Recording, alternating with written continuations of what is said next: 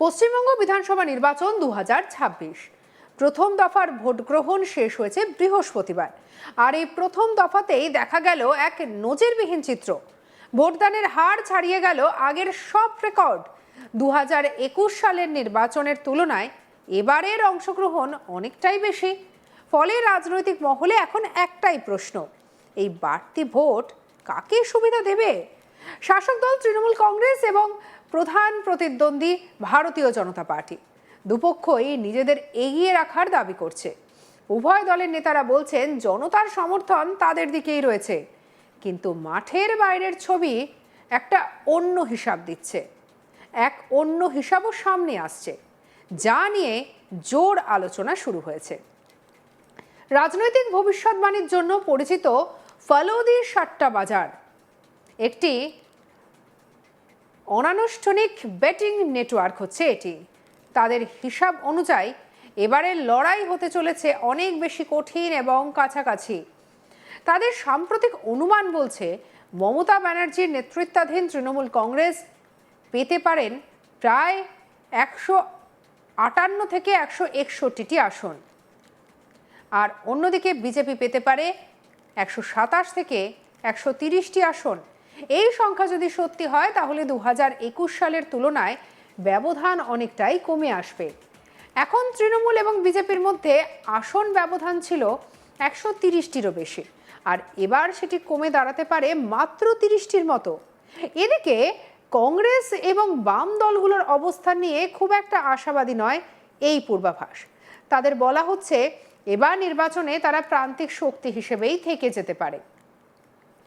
2026 সালের নির্বাচনের প্রথম দফায় মোট 152টি বিধানসভা কেন্দ্রে ভোট গ্রহণ হয়েছে, আর সেখানে ভোটদানের হার ছিল প্রায় 92.88%, যা পশ্চিমবঙ্গের নির্বাচনী ইতিহাসে সর্বোচ্চ।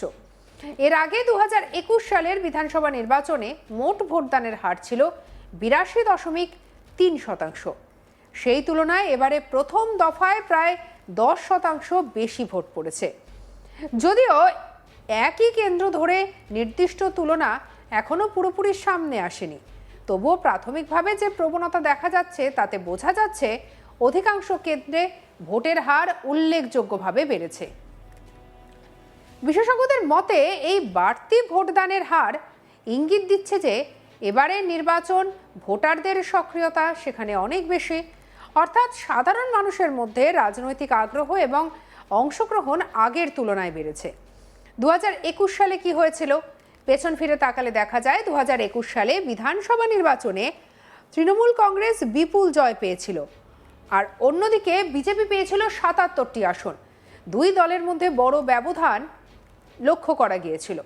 কংগ্রেস, বামফ্রন্ট এবং আইএসএফ এই জোট তখন মাত্র একটি আসন পেয়েছিল, আর এই পরিসংখ্যান থেকে বোঝা যায় 2021 সালের মূল লড়াই ছিল তৃণমূল এবং বিজেপির মধ্যে।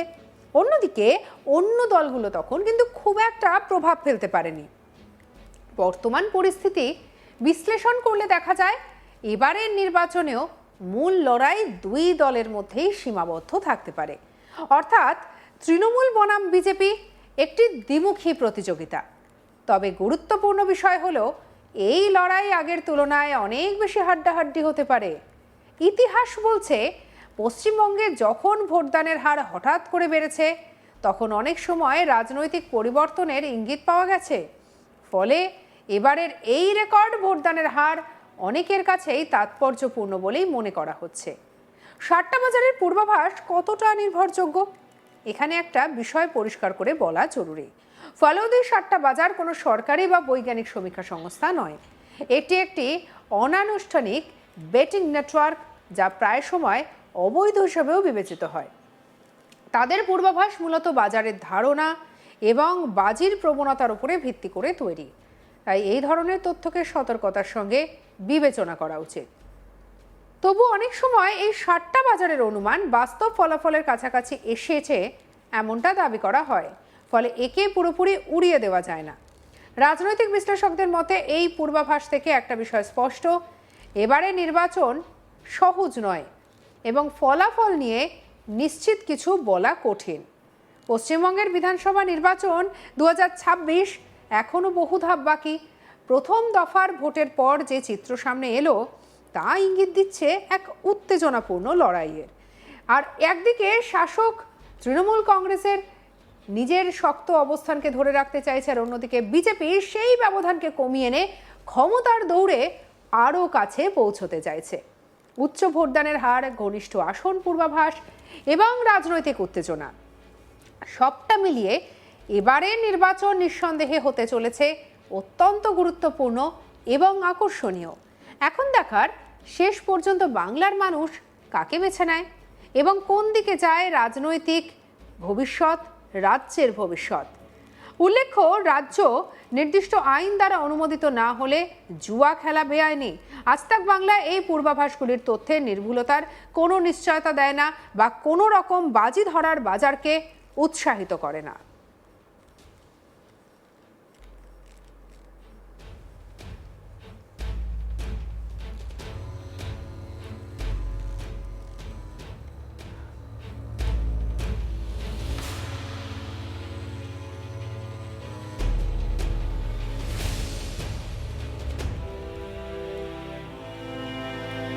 তবে একটা কথা কিন্তু এখন ঘোরাফেরা করছে।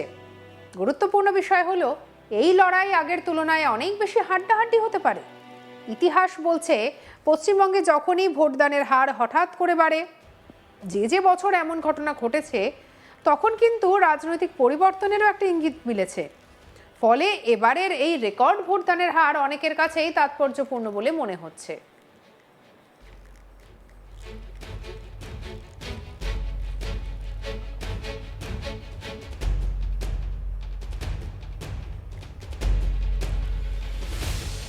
এর আগে 2021 সালের বিধানসভা নির্বাচনে মোট ভোটদানের হার ছিল 82.3%। সেই তুলনায় এবারের প্রথম দফায় প্রায় 10% বেশি ভোট পড়েছে। যদিও একই কেন্দ্র ধরে নির্দিষ্ট তুলনা এখনও পুরোপুরি সামনে আসেনি, তবুও প্রাথমিকভাবে যে প্রবণতা দেখা যাচ্ছে তাতে বোঝা যাচ্ছে অধিকাংশ কেন্দ্রে ভোটের হার উল্লেখযোগ্যভাবে বেড়েছে। বিশেষজ্ঞদের মতে এই বাড়তি ভোটদানের হার ইঙ্গিত দিচ্ছে যে এবারের নির্বাচনে ভোটারদের সক্রিয়তা অনেক বেশি, অর্থাৎ সাধারণ মানুষের মধ্যে রাজনৈতিক আগ্রহ এবং অংশগ্রহণ আগের তুলনায় বেড়েছে।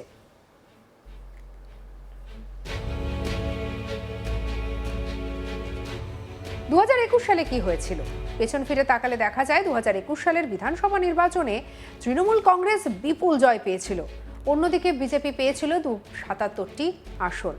এই দুই দলের বড় ব্যবধান ছিল। কংগ্রেস, বামফ্রন্ট এবং আইএসএফ এর জোট তখন মাত্র একটি আসন পেয়েছিল।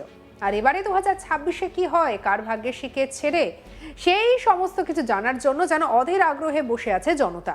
অবশ্যই নজর রাখুন আজ তাক বাংলায়। সামনে 29 তারিখ রয়েছে দ্বিতীয় দফা নির্বাচন। প্রতিটা মুহূর্তের প্রত্যেকটা আপডেট এবং চৌঠা মের রেজাল্টের দিন আপনার নজর থাকুক আজ তাক বাংলায়।